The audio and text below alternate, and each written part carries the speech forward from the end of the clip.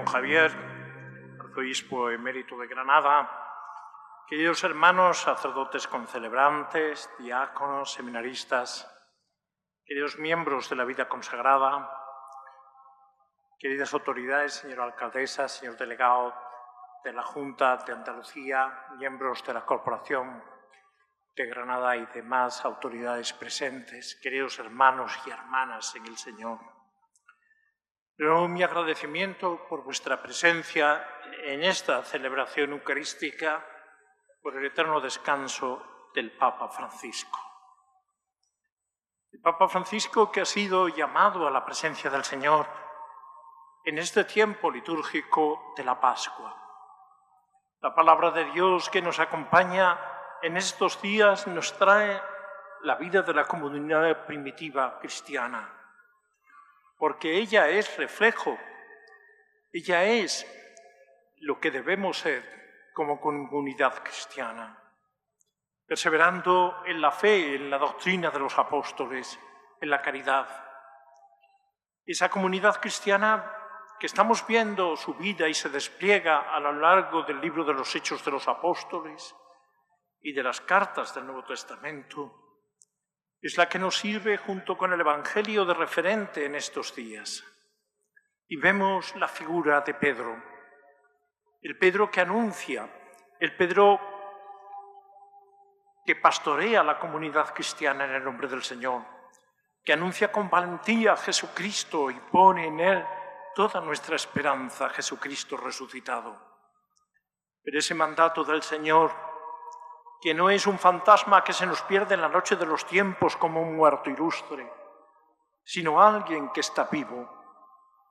Palpadme y vedme como un fantasma, no tiene carne y huesos como veis que yo tengo. Muchacho, ¿tenéis algo que comer? Le dirá y se presta a comer con ellos el pez asado. Cristo no es una idea, y es lo que transmite el ministerio apostólico. Y por eso, queridos hermanos, estamos aquí hoy, en un sucesor de Pedro, en torno a su figura y a su persona, mientras su cuerpo está presente en la Basílica de San Pedro, mostrando al mismo tiempo que la debilidad de nuestro paso por la tierra, que como todo hombre sufre el golpazo de la muerte, pero al mismo tiempo testimoniando la fe en la resurrección del Señor. Y el pueblo cristiano, los hombres y mujeres de buena voluntad se acercan en una fila interminable a presentar sus respetos, a orar por él. Quiero acordarme por los días vividos previos al cónclave que elige al Papa Francisco, de unas palabras que el cardenal Bergoglio, arzobispo de Buenos Aires, dirigió en las congregaciones generales, que son las que ahora están celebrando los cardenales. ¿Qué pensaba él de la Iglesia? ¿Qué pensaba él del próximo Papa sin saber que iba a ser él? Y decía textualmente, pensando en el próximo Papa, que sea un hombre que desde la contemplación de Jesucristo y desde la adoración a Jesucristo ayude a la Iglesia a salir de sí hacia las periferias existenciales y que la ayude a ser la madre fecunda que vive la dulce y confortadora alegría de evangelizar. El Papa Francisco, el querido Papa Francisco, esto es lo que ha hecho. Un hombre de Dios y de la Iglesia, un enamorado de Cristo con una pasión grande por él y al mismo tiempo con un celo apostólico de llevar el Evangelio a todas partes, especialmente a los más pobres, a los necesitados, a esas periferias existenciales, a esas periferias que están en los límites físicos del mundo, pero también donde la humanidad se palpa de manera más grande. Evangelizar, supone el Papa, decía él, supone celo apostólico. Evangelizar supone en la Iglesia la valentía de salir de sí misma.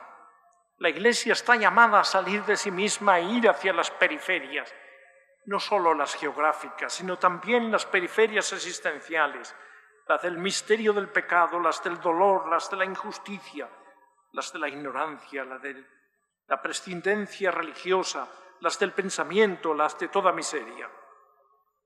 Queridos hermanos y hermanas, esto es lo que ha hecho el Papa Francisco.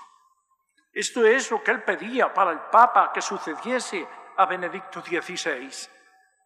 Esto es lo que él ha desarrollado después en su documento programático Evangelii Gaudium, su primer gran documento.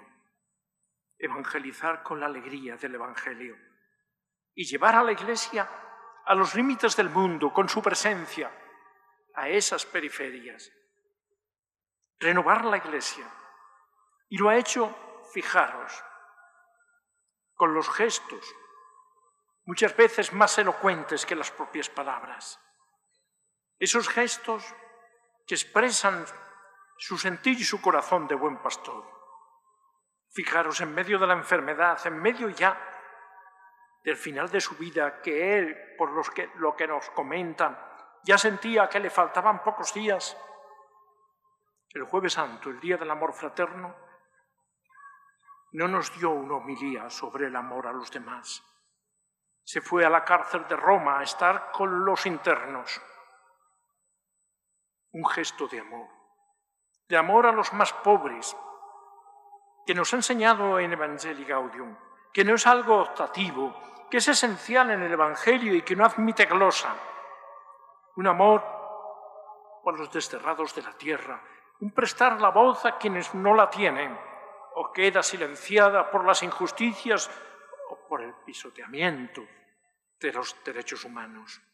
Una voz a los inmigrantes, una voz a los descartados, y ha denunciado este mundo nuestro que solo busca los bienes materiales y se ha constituido en defensor de la paz cuando nadie le ha hecho caso.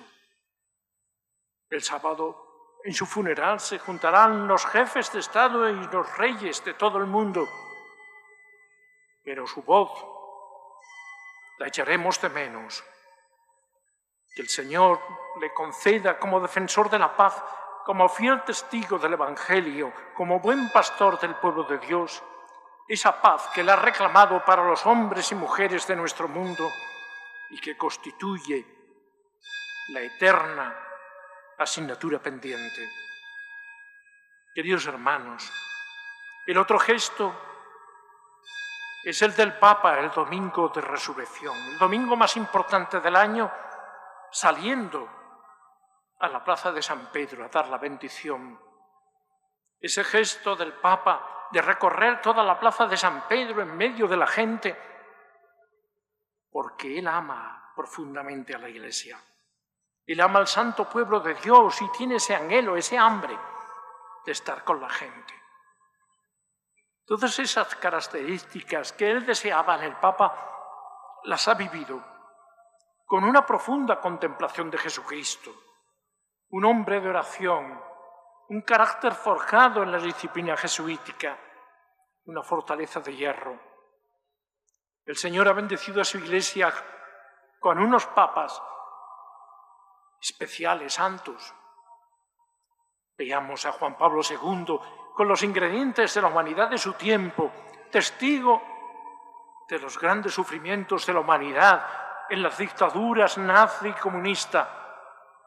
Un hombre que anhelaba y luchó por la libertad de los hombres y mujeres de nuestro tiempo porque entendió que el hombre es el camino de la Iglesia y que Cristo es la suprema vocación a la que está llamado. Veíamos después en Benedicto todo un padre de la Iglesia, probablemente el Papa mejor preparado de toda la historia, que ha proclamado ante el mundo la primacía de Dios en un mundo secularizado donde lo que pesa, lo que vale, es el tener, es el poder. Y nos ha llegado el regalo de Francisco, el Papa, que nos trae la frescura del Evangelio como Francisco de Asís, que nos trae el amor a los pobres y ya desde el comienzo de su pontificado, como le recordaba el cardenal Hume, no te olvides de los pobres. Y su primera aparición ante los periodistas decía que quería una iglesia de los pobres y para los pobres. Él nos ha invitado a ser una iglesia en salida, una iglesia que sale a buscar la humanidad, que no se cierra. Por eso él decía también en ese discurso a los cardenales, antes de ser elegido papa, que la iglesia no puede ser autorreferencial. La iglesia tiene que salir de sí. Y él decía, cuando la iglesia no sale de sí misma para evangelizar, se convierte en autorreferencial y entonces se enferma. Los males que a lo largo del tiempo se dan en las instituciones eclesiales, decía él, tienen raíz de autorreferencialidad, una suerte de narcisismo teológico. En el Apocalipsis Jesús dice que está a la puerta y llama. Evidentemente el texto bíblico se refiere a que golpea desde fuera para la puerta para entrar.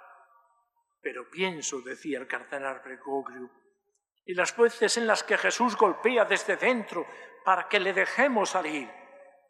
La iglesia autorreferencial pretende a Jesucristo dentro de sí y no le deja salir.